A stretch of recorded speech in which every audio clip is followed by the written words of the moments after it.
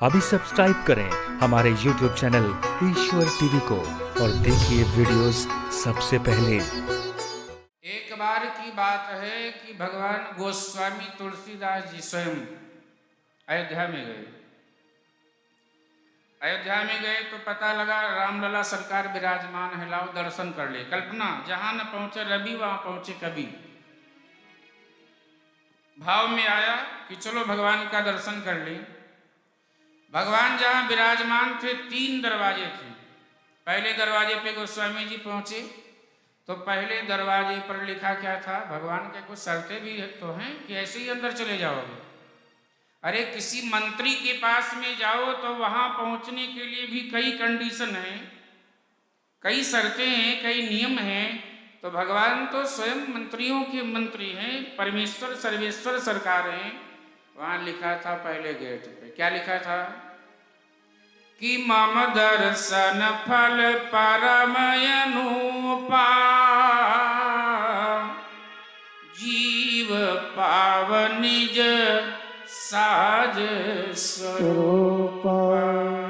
जीव पाव निज सहज स्वरूप।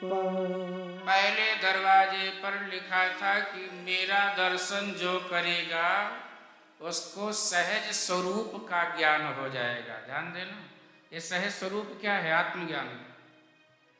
आत्मज्ञान प्रकट होने के बाद में आपको शास्त्र पुराण से उतना ही प्रयोजन रह जाता है जितना एक पथिक को पानी से। ध्यान देना, बाकी और प्रयोजन नहीं रह जाएगा, क्योंकि आत्मा से ज्ञान प्रकट होने लगा है आपके। अब आपको अन्यत्र कहीं पढ़ने लिखने की जरूरत ही नहीं पड़ेगी। जो शास्त्र में लिखा है वो आपके आत्मा से अपने आप प्रकट होगा, पर ये इतना जल्दी नहीं होगा। ये घटना ऐसे नहीं घटने वाली है, उसके लिए बहुत कुछ करना पड़ता है। साधना, त्याग, वैराग्य, यम नियम, संयम, अस्तेय, ब्रह्मचर्य, क्या क्या कहा जाए। पहले दरवाजे पर बहुत भीड़ थी। आप अनुभव करिए, भगवान को पाने के लिए कितने लोग निकलते हैं। बहुत बहुत निकलते हैं। और आगे गए तो दूसरे गेट पे भीड़ कम थी। दूसरे गेट पे भीड़ कम थी। गोस्वामी जी जैसे तैसे पहुंचे, पर दूसरे दरवाजे पर लिखा क्या था कि निर्मल मन जन। ये शर्त है, ऐसे नहीं मांगोगे मेरे पास। निर्मल मन जन सो मोहि पावा, मोहि कपट छल शीघ्र न भावा। मोहि कपट छल शीघ्र न भावा। मोहि कपट छल शीघ्र न भावा। मोहि कपट छल शीघ्र न भावा। शीघ्र न भावा। गोस्वामी जी गए तो लिखा था, बोले निर्मल मन जन सो मोहि पावा। जो निर्मल मन का होगा मुझे वही पाता है, बाकी हमें नहीं, हमसे मिल पाते हैं। मुझे कपट नहीं अच्छा लगता है, मुझे अच्छा नहीं लगता है। अच्छा, कपट क्या है? अंदर कुछ बाहर कुछ, यही तो कपट है। कपट कोई बहुत सरल है, कपट कुछ और नहीं है। जैसे वो भगवान के शरण में चले जाओ, सहज अवस्था में, बनावटी नहीं, जैसे है वैसे ठीक, भगवान स्वीकार कर लेते हैं। अंदर कुछ बाहर कुछ। भगवान कहते हैं, भगवान को पसंद क्या है? क्या पसंद है? बंदगी की गंदगी? बहुत ध्यान से सुनना, बंदगी पसंद है कि गंदगी? यही बात तो भगवान कहते हैं।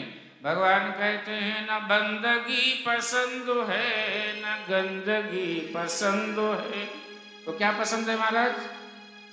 बोले दूध सी धुली धुली, फूल सी खिली खिली, और प्रेम में घुली मिली ये जिंदगी पसंद है। प्रेम में घुली मिली जिंदगी जिंदगी पसंद। भगवान को क्या पसंद है?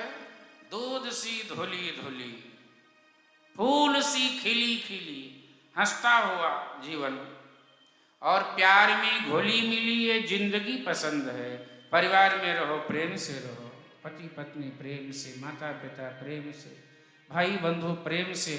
आज देखो सभी संबंधों में आग लगी हुई है, पर कथाएं भी बहुत हो रही हैं, हम कथा भी सुन रहे हैं, हम कथा कर भी रहे हैं, फिर भी जीवन में इतने कष्ट। कमी है हम ही लोगों की।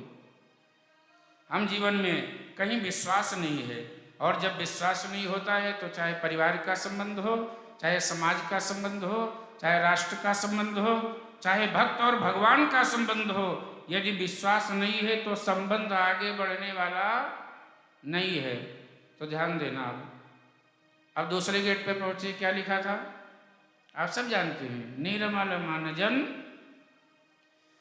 गोस्वामी जी ने कहा थोड़ा मन तो हमारा निर्मल है ही, ऐसी बात तो है नहीं, इतनी रचना कर दिए, पर कपट छल छिद्र। एक बार हम भी तो उठ के भग गए थे। कब? जब काम ने आक्रमण किया था, मानस में है, जब काम ने आक्रमण किया शिव बाबा की समाधि भंग करने के लिए, तो बाबा गोस्वामी जी भी चल पड़े। बोले हम अपने परिवार को क्यों छोड़ के आए? धरी न काहू धीर, लिखा है राम कथा में मानस में कि धरी न काहू धीर, सबके मन मन सिजु हरे। सबके मन को कामदेव ने हरण कर लिया। तो जब कोई नहीं रहा तो हम ही क्यों रहे, चल दिए। हनुमान जी हाथ पकड़ लिए थे और आगे लिखे, जे राखे रघुवीर तई उबरे तई काल मोह। हमें राम जी ने भेजा है, हम तुमको बचाने आए हैं, तुम बचे हो, चिंता मत करो। तो गोस्वामी जी कहते हैं गलती तो हमने भी की थी, हम जा रहे थे अपने घर पर ग्रंथ छोड़ के, क्या राम जी हमें स्वीकार करेंगे? मन में आया राम जी बड़े दयालु हैं। आगे गए, तीसरे गेट पे पहुंच गए, और जब तीसरे गेट पर पहुंचे तो वहां कई 2, 4, 10 लोग थे, कोई भीड़ नहीं थी। ध्यान देना, भगवान को पाने के लिए 1000 लोग चलते हैं, पर पाते 2-4 ही हैं, बाकी बीच रास्ते में ही रह जाते हैं। क्यों? कोई काम में गया, कोई क्रोध में गया, कोई लोभ में गया, कोई मोह में गया, कोई मद में गया, कोई मत्सर में गया, कोई एकाध पहुंच जाता है, बाकी सब बीच रास्ते में रह जाते हैं। ध्यान दीजिएगा कि भगवान का प्रभाव और स्वभाव, उसके बारे में मैं यहाँ चलाया हूँ। अगली जब गेट पे गए तो वहां क्या लिखा था कि सन्मुख होय जीव मोहि जबहि, और जन्म कोटि अघना सहित बही। जन्म कोटि अघना